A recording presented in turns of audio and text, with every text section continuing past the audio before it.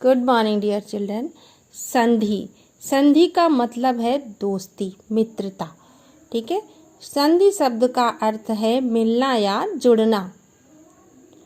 संधि का मतलब है मिलना या जुड़ना। प्रथम शब्द की अंतिम ध्वनि और द्वितीय शब्द की प्रथम ध्वनि मिलने से शब्द का रूप बदल जाता है। इस प्रकार दो ध्वनियों के पास आने पर जो परिवर्तन होता है, परिवर्तन विकार होता है, उसे संधि कहते हैं। जैसे विद्या धन आलय बराबर विद्यालय। अब बच्चों आप ये देखेंगे, ये पहला शब्द है और ये दूसरा शब्द। इसको पूर्व पद बोलते हैं और इसको उत्तर पद। ठीक है। अब विद्या में क्या है, या शब्द है, या में आ की मात्रा लगी है और इसमें आ की मात्रा लगी है, तो इनको दोनों को, इसको और इसको जोड़ेंगे, या और आ। या में जो आ की मात्रा लगी है तो क्या हो गया, आ प्लस आ बराबर आ। ठीक है, बड़ा आ। ठीक है, तो विद्यालय। अब इसमें या जो था ये आ हट गया और इसकी मात्रा इसमें लग गई, विद्यालय।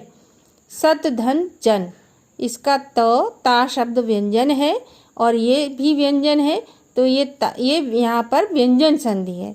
ठीक है, तो इस प्रकार से संधि की क्या परिभाषा हुई कि वर्णों के परस्पर मेल से जो विकार परिवर्तन उत्पन्न होता है उसे संधि कहते हैं। ये वर्ण ही है ना, ये या आ, ये आ की मात्रा, ये स्वर होते हैं ना, ये वर्ण है। तो इनके आप परस्पर मतलब आपस में जो वर्णों के परस्पर मेल से जो परिवर्तन उत्पन्न होता है उसे हम संधि कहते हैं। अब बच्चों संधि के तीन भेद, मुख्य रूप से संधि के तीन भेद होते हैं। कौन कौन से? स्वर संधि, व्यंजन संधि और विसर्ग संधि। ये देखिए गमले के माध्यम से भी दिखाया गया है, ये संधि है और इसके तीन ये वो जड़ें निकल रही, वो निकल रहे इसमें फूल। ये संधि, स्वर संधि, व्यंजन संधि और ये विसर्ग संधि। ठीक है, तो अब हम सबसे पहले लेते हैं स्वर संधि। ठीक है, तो स्वर संधि स्वरों का स्वरों के साथ मेल हो जाने पर जो विकार होता है, विकार मतलब परिवर्तन, उसे स्वर संधि कहते हैं। यानी ये देखिए स्वर है, व्यंजन हो या स्वर हो, सॉरी ये स्वर है। अब इसमें क्या है सर, स्वर हिम में छोटा आ छिपा हुआ है और ये बड़ा आ है, तो ये मिलाकर क्या हुआ, अ धन आ बराबर आ। ये स्वर का स्वर से मेल हो रहा है, यहाँ पर स्वर संधि है। कवि प्लस इंद्र, इसमें ये वा में छोटी ई की मात्रा है और ये ई है, तो यहाँ पर क्या हुआ, छोटी ई प्लस छोटी ई बराबर बड़ी ई। ऐसे ही पर प्लस उपकार, पर में छोटा आ छिपा हुआ है और ये उ है, अ धन उ बराबर ओ, तो यहाँ पर क्या हो गया, परोपकार। ओके, अब स्वर संधि के उदाहरण। अ धन अ, अब इसमें देखो बच्चों, अब छोटा आ हो और छोटे आ के बाद छोटा आ आया, या छोटे आ के बाद बड़ा आ आए, या बड़े आ के बाद छोटा आ आए, या बड़े आ के बाद बड़ा आ आए, तो इन दोनों इनको मिला करके क्या होगा, बड़ा आ ही होगा। ठीक है, ये है, ये दो स्वर हैं सब। अब ये इनके उदाहरण दिए हुए हैं। अ धन अ बराबर आ, इसका उदाहरण स्वधन अधीन स्वाधीन। ठीक है, ऐसे ही अ प्लस आ बराबर आ, हिम प्लस आलय बराबर हिमालय। इस तरह से है आ धन अ बराबर आ, विद्या प्लस अर्थी विद्यार्थी। इसमें क्या है, आ बड़ा आ प्लस छोटा आ। ठीक है, ये है विद्यार्थी।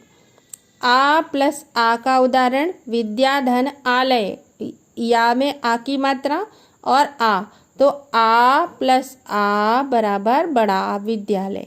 ये है इसके आ के उदाहरण। अब ऐसे ही छोटी ई के बाद छोटी ई आए, बट एक जैसा ही आना चाहिए। आ के बाद आ आए, चाहे वो छोटा हो या बड़ा हो, और छोटी ई के बाद ई के बाद ई आए, चाहे वो छोटी हो या बड़ी हो, बड़ा ही होता है, यानी दीर्घ बड़ी ई ही बनेगी। वहाँ पर देखा आपने, ये बड़ा आ बन रहा है यहाँ पर और यहाँ पर बड़ी ई, छोटी ई प्लस छोटी ई बराबर बड़ी ई, छोटी ई प्लस बड़ी ई बराबर बड़ी ई प्लस छोटी ई बराबर बड़ी ई, और ई प्लस ई बराबर ई।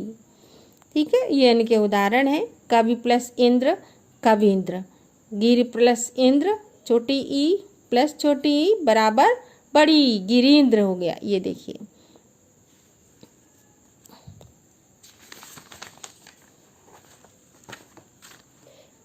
तो अब इस तरह से आपने देखा।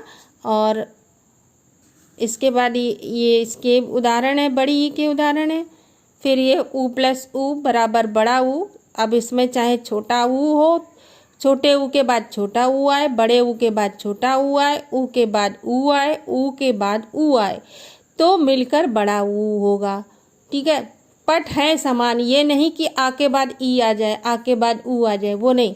ऊ के बाद ऊ आए, आ के बाद आ आए, चाहे वो ह्रस्व हो या दीर्घ हो, तो वहाँ पर बड़ा ऊ होगा।